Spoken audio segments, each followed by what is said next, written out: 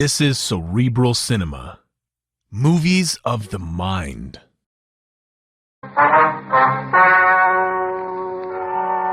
Ladies and gentlemen, the story you are about to hear is true. The names have been changed to protect the innocent. Dragnet.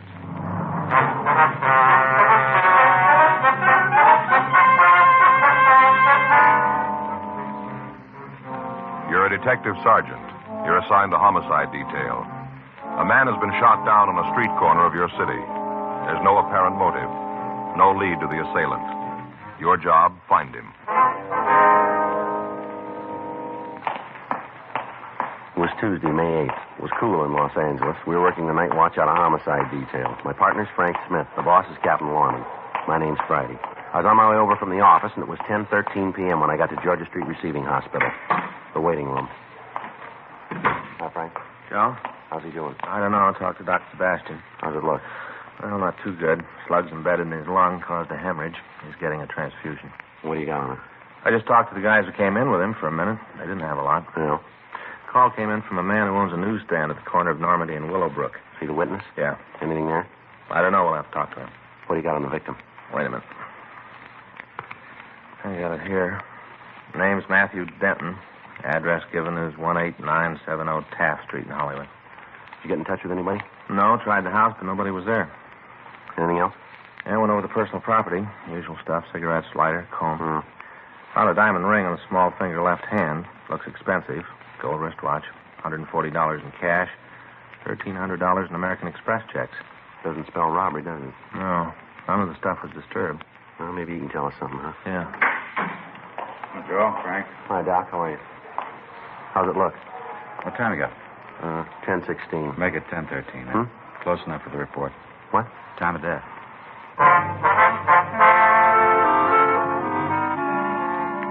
Matthew Trevor Denton, WMA, 31 years, 5'9", 164 pounds, had stopped living at 10:13 p.m. on May 8th. We didn't know who he was or why he died.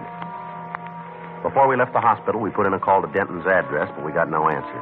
We checked the name and description through R&I. There was no record on the dead man.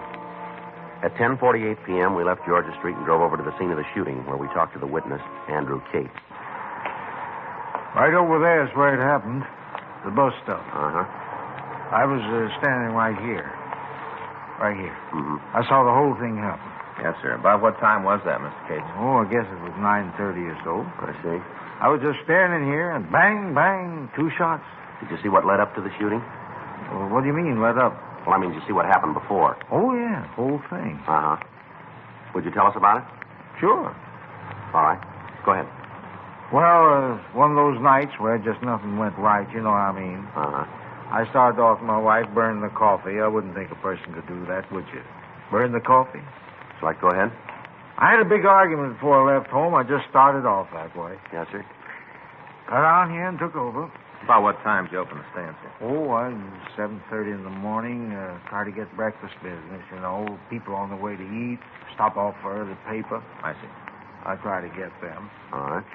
I open her up in the morning, and then there's a school kid takes over for me about 3 in the afternoon. He's here around 6:30 when I come back from supper. I see. That's when she burned the coffee. Night supper. All right. You want to tell us about the shooting? Oh, sure. Kind of hard, you know. This is the first time for me. How's that? Well, it's the first time I've ever been a witness. First. I see.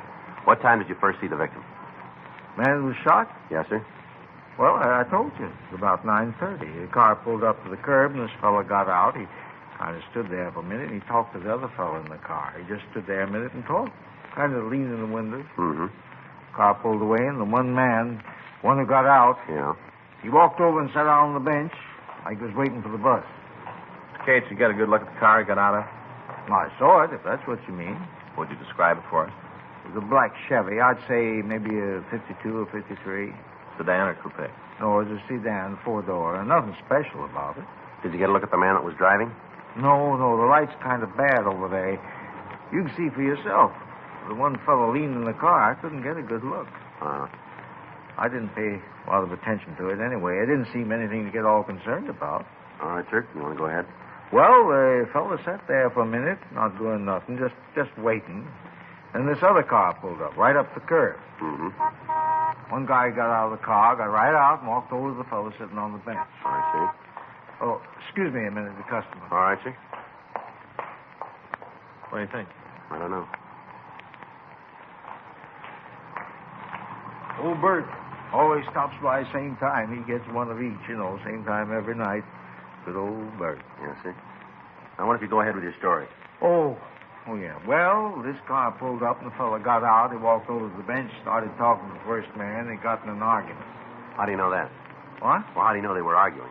Well, I could see you standing over there, waving their arms around. I could even hear some of the yelling. It wasn't no trick at all to see that they were having some kind of trouble. Mm-hmm. Could you hear what the trouble was about?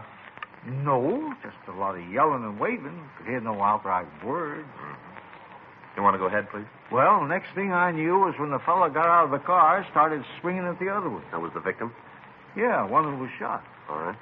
Well, you just bet the guy tackled more than he could handle. The victim fella started to clean up on this other one. He just started to mop up the street with it. I see.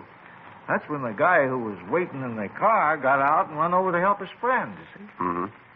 Three of them kind of struggled around for a while, then the one from the car pulled the gun. Bang, bang. 2 shots. First guy dropped right down on the sidewalk. The other 2 got in the car and took off.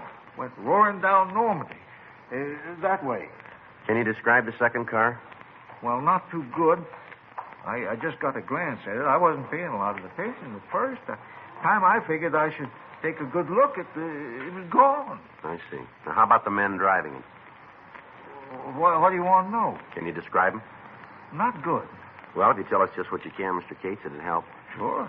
First one was a tall, lanky fellow. He didn't weigh much, sort of string bean. Mm-hmm. How tall would you say? Oh, I don't know, close to 6'3", maybe 6'2", round in there. He's a tall one. About how old?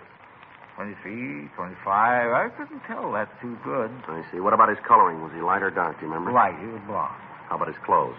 He had on a pair of jeans. One of them jackets, made out of the same kind of material, rivets like on them. Mm-hmm. Were real tight jeans. Both of them were wearing them. Anything else you can tell us about the tall man? No. Was he the driver of the car? Oh, yeah. He was the one who did the shooting, the tall fellow. Could you see the gun? Yeah, but not good. Do you remember whether it was a revolver or an automatic? Well, it looked like a revolver to me. All right, now what about the other man? He was shorter than the first one. No runt, but, shorter. Guess anybody would look small next to him. About how tall was he? Always about 5'9", 5'10". Give a couple, take a couple. All right. How was he built? Sort of light, maybe 140. Anything else about the 2 men? Did either of them wear glasses, do you remember? No, not so as I could see. He might have taken them off, before they got out of the car. Might have, but I didn't see him when the fight started. Did either of them use a name that you could hear? I told you before I couldn't hear anything they said. There's just a lot of yelling when the fight started. All right. Wasn't anything special about the 2 fellas to make them stand out. One tall, the other short. No big reason to remember them. Afraid you got it wrong, mister. Huh? We got a reason.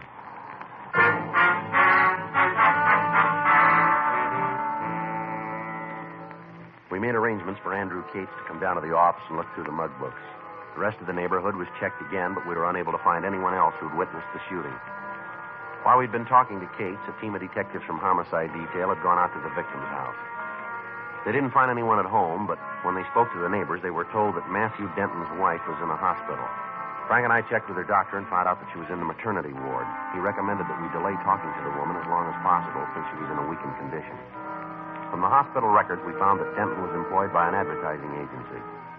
We checked with the nurses on duty and found that he'd left the hospital with another man. They gave us a description of him, but they were unable to identify him for us. We asked if they call the office in the event the man returned to the hospital. Frank and I went back to the office and checked out. The next morning, Wednesday, at 8:40 a.m., we were back in the squad room. Yes, sir. You looking for somebody? I'd like to see somebody about this story in the paper. Which one is that, sir? About the shooting last night, corner of Normandy and Willowbrook. All right. What did you want to talk about? Are you the officers handling the case? Yes, sir. My name's Sterling Hall. I think maybe I can help you out. All right. Want to have a seat, Mr. Hall? Sure Here, thing, right here's thanks. fine. Sit right here. Thank you. It's my partner, Frank Smith. My name's Friday. How do you do, Mr. Smith? All right. What do you got? Well, it says here in the paper where Denton left the hospital with the man. Says you're looking for him. That's right. Well, you don't have to look no further. I'm him. You were with Denton last night, were you? Just said that. All right. How long were you together? Till about 9:30. They dropped him off at the bus stand right where he was shot. Well, I don't wonder if you can start at the beginning and tell us the whole story, will you? Sure thing. Well, you see, I got a lady friend, same hospital as Denton's wife. I was over there last night to say hello. I brought her a box of caramels and said hello. Uh-huh. Well, I was on my way out the place, and I stopped off for a cup of coffee in that little old shop they got there. You know, where they has the gifts, books on what to name the baby and all. Yeah, I know it is. Well, I was having a cup of coffee, and this here Denton come in. He wanted to buy a little plant for his wife. They just had a baby, wanted to send her something. I see. Now, we got to talking and I had a cup of coffee. It turned out he didn't have his car, so I asked him if I could give him a ride home. He was kind of nervous and all. New father. Yes, sir. We left the hospital, and he said it wasn't necessary for me to take him all the way home. Said for me to just drop him off at the bus stand. Told me there was one right near his house. All right. Well, on the way, we was following his car, and all of a sudden it stops. No signal, nothing. Just slams on the brakes, and we rammed into it. Well, didn't hardly do no damage to the other car. Broke one of my headlights is all, but didn't hurt the other car at all. I see. Go Now, ahead. two fellers got out, and they walked back, and they started a little ruckus. Said we was speeding and driving reckless, all that kind of stuff, real loud. And this Denton, he'd tell them to shove off. Said their car wasn't hurt at all, and said not to make a big thing out of it. He told them it was their fault anyway.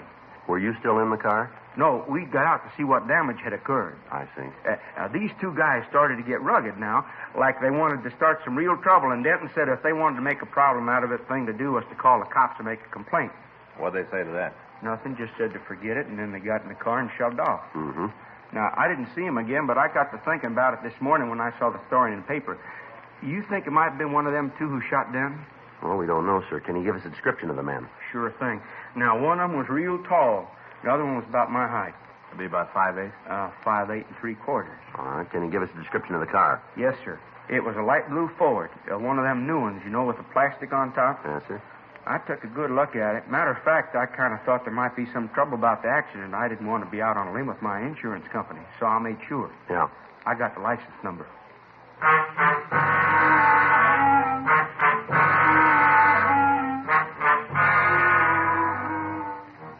Well, I got a complete description of the two men. Frank checked DMV on the license number. 5 minutes later, he came back to the office. Joe? Yeah, you got it? If you find out who the car belongs to, shouldn't be anything to pick up them two fellers. It's not going to be that easy. The car was stolen.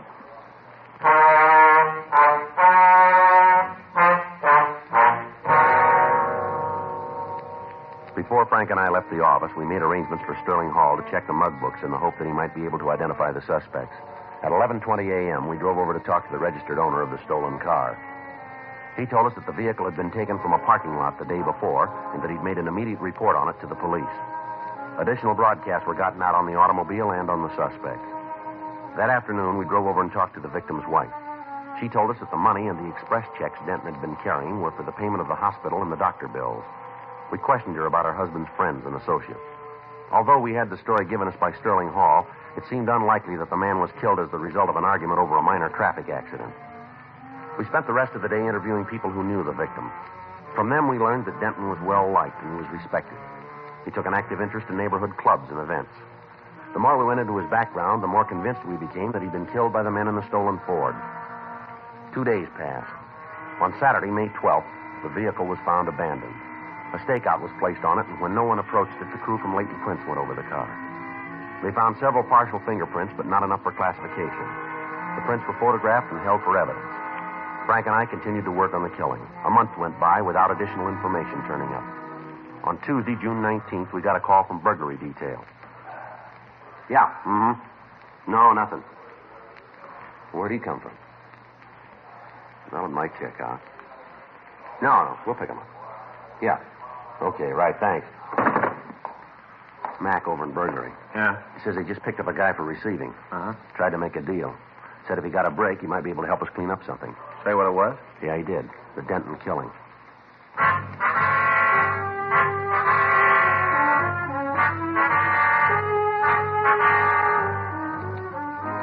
We left the office. We went over to room 45. We talked with the officers who'd picked up the suspect. They told us that they found a large quantity of stolen automobile supplies in his possession. We took him to the interrogation room for questioning.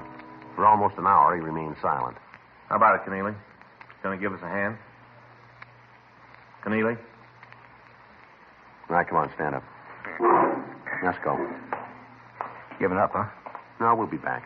Where you taking me? Back to burglary, and they can book you. Main jail? Yep. But you guys are all through with me, huh? Yeah, for now. We'll talk to you again. Well, you won't get any more. Tell me something, will you? What? A little while ago, you said you knew something about a killing. Now you shut up and won't give us the time of day. Why? I told that other cop if I got a break, you get one. You know we can't make deals. No, that's going to cost you. You're going to take an installment. How do you figure that? You said you knew something about Matthew Denton's murder, isn't that right? I don't remember that far back. We do, and we can prove you did. You're up on a receiving rap now. That's bad enough. But if we can tag you with holding information, we'll make you as an accessory after the fact. You mean you'll try? I think we'll make it. Well, from here, it's got another color. Well, let's see how it comes out, huh? Come on, let's go. Down this way. I know. What's a tab for being accessory? 5 years. Okay, let's go back. Huh? I'll tell you all about it.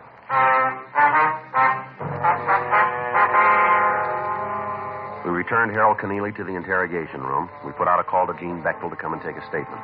Keneally asked that we send out for some coffee for him. Frank went down the hall and brought back 3 cups. After he'd finished his, Keneally leaned back. It's good coffee. Strong. I like it that way. Yeah, well, now that you've had the clatch, let's start the story. What do you say? Sure. What do you want to know? Who are the 2 men? I don't know. Now, you going to start this all over again, are you? I'm giving it to you on the line. I don't know who they are. What do you know about them? Not much. A couple of guys. They're doing pretty good with radios. You one of their customers? Yeah, me and a half a dozen others. You know who they are? Well, you're not going to get the names. All right, let's get back to 2 men. Why do you think they had something to do with Denton? Well, about 3 weeks ago, they was in my place. Had 5 new radios. The kind with the bar to pick the stations, you know, like the new cads. Yeah, I know. I had 5 of them. Want to turn them over. Yeah. Well, the price they were asking was way out. I told them so they'd have to find someplace else to drop them. All right. Told me there was a beef. They had to get out of town, so they needed the money to swing it. That still doesn't add up to Denton's killers, does it? Well, it will. All right, come on, tell us. Well, I went out of the office for a couple of minutes, told them I had to make a phone call. Yeah. I got a mic hidden in the room, found out it helps in business once in a while. I turned it on and listened to the guys talk. Go ahead. They were yakking about some guy that got shot. The big fellow was saying there was no other way to handle it. Said that he didn't like it either, but there just wasn't any other way.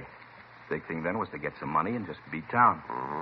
I waited outside for a couple more minutes, but they didn't say anything, so I went back in. I told them I couldn't swing the radio deal. What'd they do then? Well, they said they had to dump him someplace. If I couldn't take him, they'd find somebody who would. Told them to go ahead. And what do these guys look like?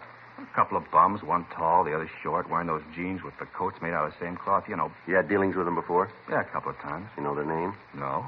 All I know is the big one's called Dusty. I don't know the last part. How about the other one? Nothing there. Anything else about them? Well, they're both lushes. Yeah. The big one, this Dusty, always got a flask on his hip. You mean a bottle, huh? No, a metal flask like they used in Prohibition. This one's all beat up, dented. It's all dirty. But I never seen Dusty without it. Both of them all the time nipping at it. All right. You know where these guys live? No, someplace downtown. They got a pad there. I don't know where it is, though.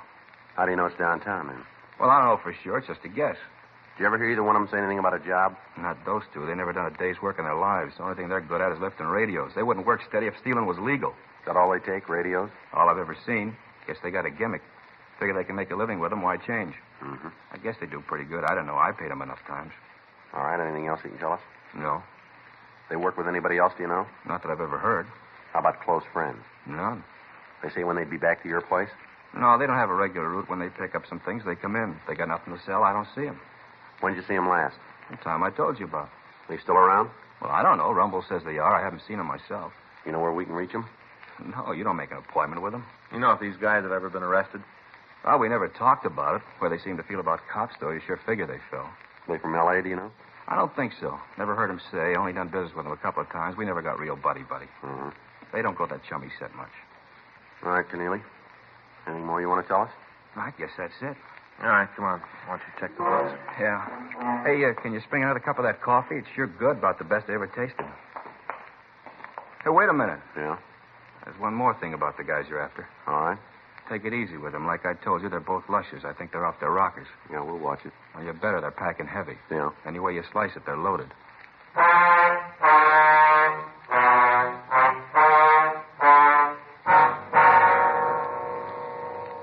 Harold Keneally went through the mug books, but he was unable to find a picture of the 2 suspects. The name Dusty was checked to the moniker file without result. Information was forwarded to George Brereton up at CII Sacramento, and a supplemental APB was gotten out. We spent the rest of the day with officers from burglary detail going over reports. We found that they'd been working on a string of car radio thefts for the past several weeks. When we compared notes with them, it seemed more than possible that their 2 suspects were the same men we wanted for the killing of Matthew Denton. However, they were no closer to the men than we were.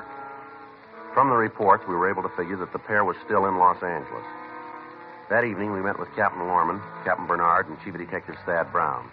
We worked out a system of rolling stakeouts that would cover most of the territory where the thieves had been working. 3 additional teams of men from burglary were assigned to help us, and on Wednesday, June 20th, the operation was started. For 3 days, there was no action. Thefts from autos continued, but when they were checked out, the method of operation used eliminated any suspects that we were looking for.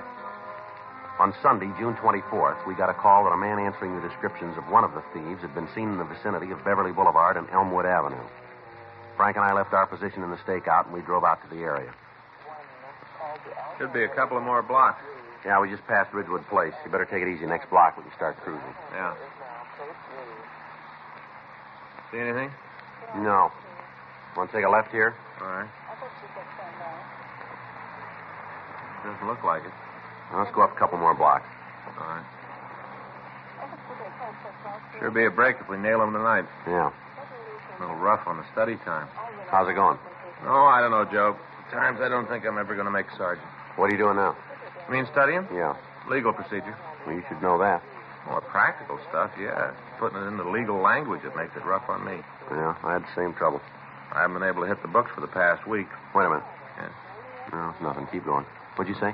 I said I hadn't hit the books. I missed a couple of lectures, too. Well, you're never going to make it that way. That's what Faith says. Wait a minute. Huh? Slow down. What do you got? Up there. See? Next block on the left. About 50 feet on the other side of the street line. I don't see anything. Looked to me like somebody trying to get into a car. I'm not sure. Well, let's check it. All right. Just up ahead there. Yeah. See anything? Well, looked like somebody on the other side. Better pull up. We'll take a look. Okay. All right, let's go. I'll cover the other side. Take it easy. If it's the one we want, they're heavy. All right. All right, mister, let's hold it right there. What? Stand where you are. You talking to me? That's right. What are you causing me trouble for? I didn't know. We didn't say you did. How about it, mister? This your car? Certainly it's my car. Who do you think it belonged to? You got the white slip? It's in the machines, right out in plain sight where it's supposed to be. You've been drinking, haven't you? Small wonder you officers don't do better at solving crimes. I had a couple, yeah. What's your name? I don't see how it's any business of yours. All I'm trying to do is get into my car. I'm not causing any trouble. What's your name? It's Kyle, Peter Kyle. You got the keys to this car? Matter of fact, I haven't. That's why I'm having so much trouble getting in. If I had the keys, I could just flip the door open and drive off. Fine. Yeah. Here, what are you doing? Just want to see what you're carrying. Watch it, Joe. All right, mister, come on. Get up. What? I'm doing like you say I'm doing. Try it again, Frank. Yeah. Come on. Get your hands back. He's clean, Joe. All right. Turn around. I didn't mean to do it. I didn't mean to shoot. Yeah, sure. Honest, you gotta believe me. I didn't mean it. Come on down here under the light.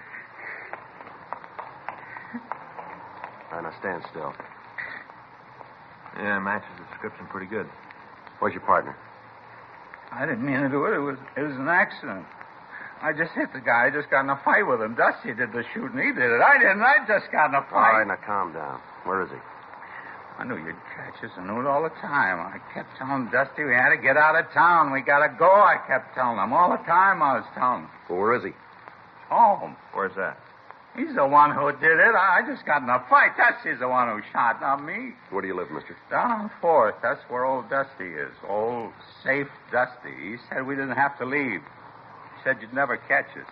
All right, let's go.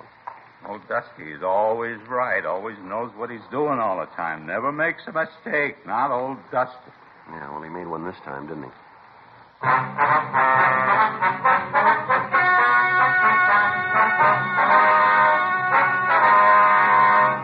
Peter Gregory Kyle and Jesse Haywood Poole were tried and convicted of murder in the second degree and petty theft, 18 counts. They received punishment as prescribed by law. Petty theft is punishable by imprisonment for a period of not more than 1 year in the county jail. Second-degree murder is punishable by imprisonment for a period of from 5 years to life. Dragnet is a presentation of the United States Armed Forces Radio Service.